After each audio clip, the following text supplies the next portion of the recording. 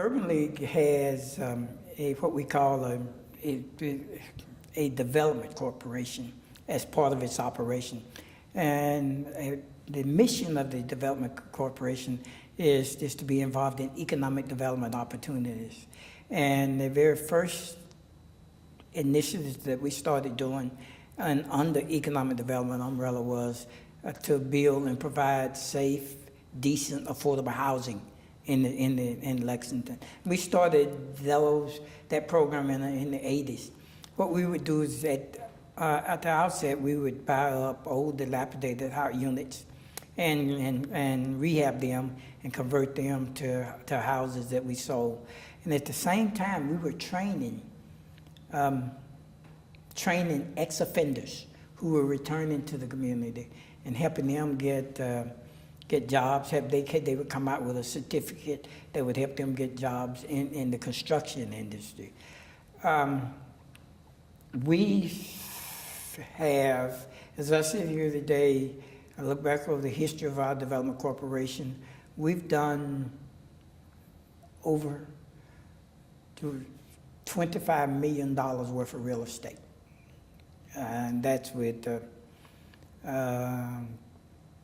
individual houses, apartment complexes, and duplexes.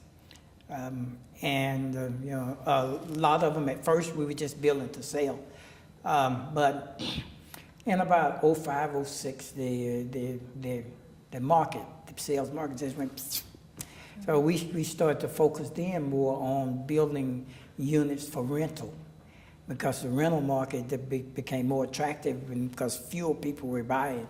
And since that period of time, I think we did our first one back in 09. Since that period, we've built, I think it's 36 units that we now rent to Section 8. And also the idea there is to build an economic base for the Urban League itself. Because these units pay their mortgages and throw off cash that can be used for operations.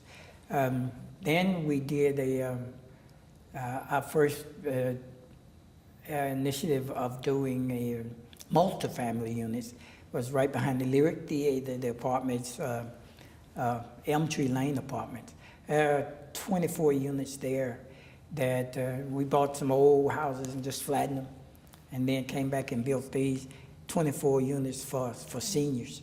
And we did those in 90, about 2000. So they've been over there about 13 years now. What role does housing play in human rights in the commission? What role and importance does that play? Why was that such an important task for you to undertake? It wasn't only to address, it was not only to address human rights, but to address human needs. Our assessment showed that we had a lot of dilapidated housing here in Lexington. We had a lot of people who were living in substandard housing. We had a lot of our historically black neighborhoods that were just going down, just going to decay. So we wanted to make a difference in that. So that's why we started doing housing. And also, when you can build affordable housing and sell it to first-time home buyers, you're helping people achieve the dream that most of them thought that they would never have. You'd be surprised how many times we would hear that when we went to a closing, because these people always thought that was for someone else.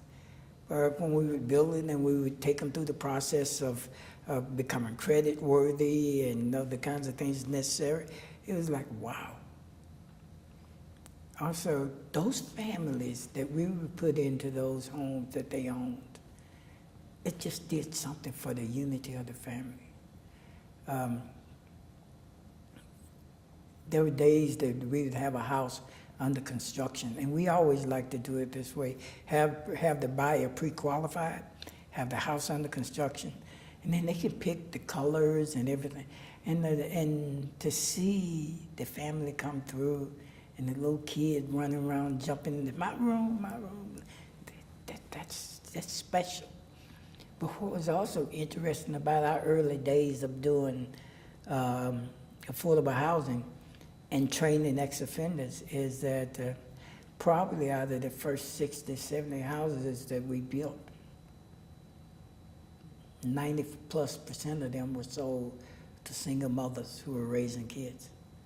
And they were built mostly by African-American ex-offenders who was coming back from prison. Wow. Now, why But these guys, a lot of them, when they would participate in building a house, they took pride in it because for the first time in their lives, they could bring their families and show them something that they had done. that sense of accomplishment? Yeah, they could bring their kids, they could bring their aunties, uncles, and show them something that they've done. And then they could go on off and get a job with a decent wage in construction. So it was a win-win-win. The first time home buyer wins, the ex-offenders wins, and the neighborhood wins. And the tax base of the city was affected when you convert a unit that's sitting there generating no taxes to one that would range anywhere from when we first started doing units from about 30,000 to units that we've done as high as 170, 180,000. The statistics just showed, how overpopulated our prisons were with black males, and coming from out of prison, they had very few opportunities. It was highly unlikely that anybody's going to hire them as a bank teller. So we had to find a niche where they were probably more likely to get a job, and it worked. It worked. I run into guys even now who have been in our program a long time ago that they're still thanking us for being there for them.